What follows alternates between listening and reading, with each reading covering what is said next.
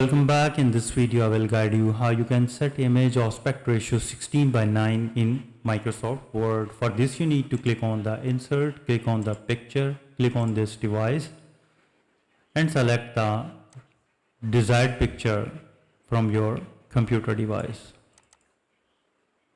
I have this picture. So once the picture is inserted in the Word document, you will see picture format tab on the top ribbon.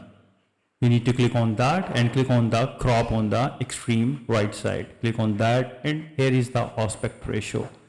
And here is the landscape and here is the 16:9. Click on that. Click outside to apply the aspect ratio. If you want to adjust it, then you need to click on the picture format, click on the crop and click on the crop. And you can adjust the picture like this one. So I hope you understand how you can set image aspect ratio 16:9 in Microsoft Word. If you think this video is helpful, please support my channel. Thanks for watching.